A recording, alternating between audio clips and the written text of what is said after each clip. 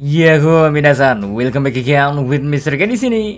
Well, dunia per One Piece-an sebenarnya emang lagi gak baik-baik aja. Soalnya beberapa informasi ditambah bocoran-bocoran dari chapter terbaru yang semakin gak ada remnya, ngebuat perputaran informasi terasa cepat banget sampai kita sendiri ya dibikin hype gak karuan. But daripada dibikin pusing terus sama spoiler atau bocoran-bocoran terbaru yang informasinya kadang-kadang bikin kita nggak habis pikir, kenapa udah sensei langsung tancap gas dan ngasih beberapa momen-momen penting? Makanya Mr. K sekarang mau sedikit cooling down dulu dari hype akan saga akhir dari One Piece yang emang kayaknya udah bentar lagi akan dimulai karena orang-orang penting di dunia One Piece ya seperti para mantan si Chibukai lah, lalu para Yonko hingga Im sama sendiri akhirnya mulai diperlihatkan pergerakannya. Nah, meski gak ringan-ringan banget, kali ini kita bahas aja sedikit tentang kemungkinan peran yang akan dimiliki oleh seorang Trafalgar di Waterloo. Kedepannya kayak gimana? Soalnya, entah kenapa kalau kita ikutin karakter satu ini, karena kebersamaannya bersama kru topi jeram yang terasa sangat lama, mungkin beberapa dari kita ya udah ngelihat Lau kayak bagian dari krunya Luffy saja.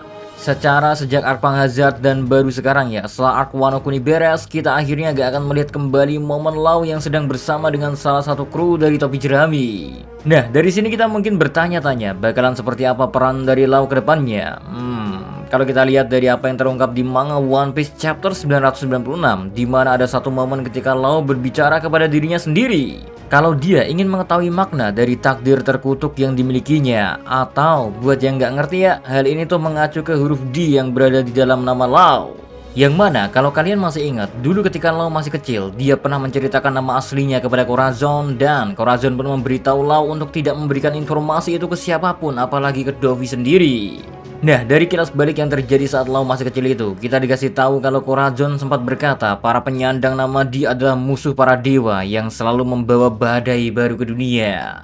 Makanya dari percakapan masa kecilnya itu, rasa penasaran dari Lau tumbuh yang mana bisa kita katakan kalau saat ini mungkin hal tersebutlah yang menjadi impian Lau. Soalnya kalau dulu kita lihat Lau di Akpang Hazard atau Dressrosa, kita semua ngerti kan kalau tujuan dari Lau hanya untuk membalaskan dendamnya kepada Dovi yang telah memberikan luka hati sangat dalam kepada Lau karena harus kehilangan orang yang sangat tulus merawat dirinya. Ya, maka dari itu bisa kita simpulin kalau saat ini impian dari seorang Trafalgar Law gak berbeda jauh dengan Robin, yang mana keduanya tertarik akan sejarah dari dunia. Karena mengorek-ngorek sejarah atau takdir dari para penyandang Di, maka secara gak langsung akan membuat orang itu mengetahui sejarah dari dunia ini.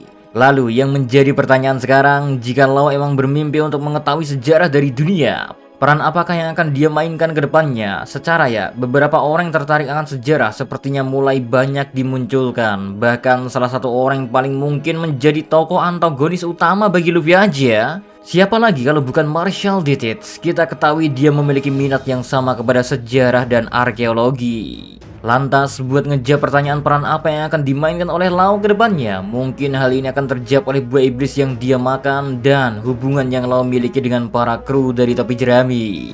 Karena kalau kita bedah satu-satu, buah iblis OP-OP Nomi yang diketahui memiliki kekuatan sangat luar biasa. Bahkan dikatakan buah iblis ini menjadi salah satu yang terbaik karena bisa menawarkan keabadian meskipun nyawa dari orang yang memakannya adalah harga yang harus dibayar untuk mendapatkan hal itu. Well, mungkinkah dari kekuatan yang ditawarkan oleh buah iblis OP-OP Nomi itu aja, kita udah bisa menebak kalau kedepannya apa yang Lau akan hadapi ya hanyalah kematian. Karena meski dia bisa selamat dari apapun di masa depan, akan tetapi dia tetap memiliki opsi untuk menyelamatkan orang lain meski nyawa adalah taruhannya. Sehingga bisa kita anggap kalau takdir yang akan dihadapi oleh Lau adalah kematian dan entah kapan kematian itu pun akan datang. Namun mengingat di One Piece sendiri ya, kita mengenal yang namanya mimpi yang diwariskan. Maka kematian Lau sebelum mengetahui sejarah dari dunia atau makna dari para penyandang Di sangat mungkin untuk terjadi juga.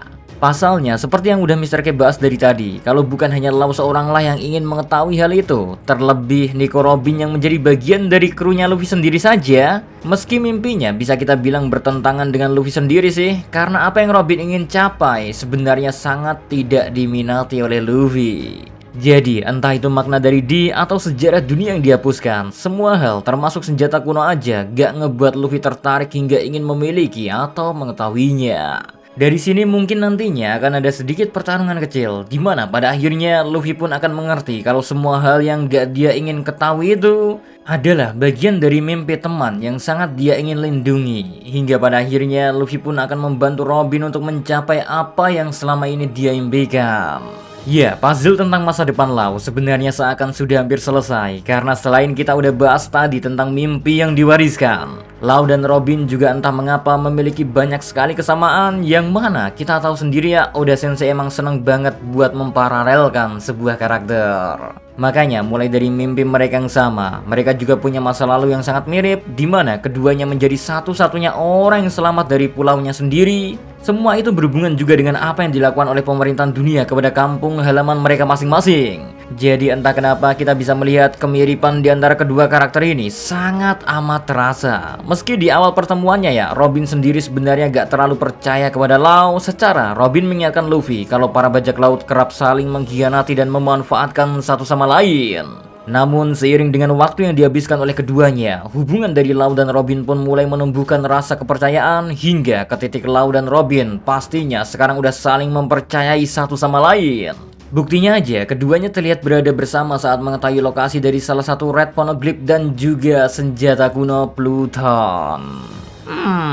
Dari situ pun satu pertanyaan sebenarnya tiba-tiba aja terpikirkan di kepala Mr. G. Sebenarnya apa tujuan asli dari Lau didekatkan dengan kru topi jerami oleh Oda Sensei? Mungkinkah hal ini berhubungan dengan takdir Lau ke depannya? Karena kalau kita tarik lagi ke kemampuan paling hebat yang ditawarkan oleh buah iblisnya Lau, maka mungkin nantinya Lau akan mengorbankan dirinya untuk seorang Nico Robin di masa depan. Secara kita sendiri udah sering diingatkan, tepatnya di Pulau Zoo. Saat sedang berkumpul di tempat Red Poneglyph berada, di situ Inuarashi pernah bilang kalau Robin mungkin dalam bahaya karena akan banyak sekali orang yang mengincar nyawanya. Ya, di momen itu Robin dengan entengnya menjawab kalau dia baik-baik saja karena dirinya sekarang memiliki teman yang sangat hebat.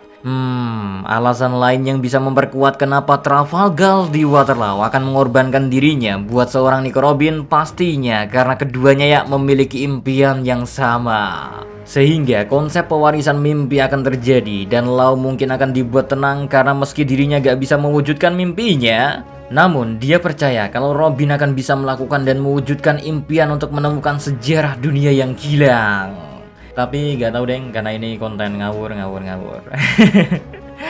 Well, kayaknya cukup segitu aja dulu buat konten kali ini guys. See you again next time. Adios, Karamelo. Stay safe everyone. Salam.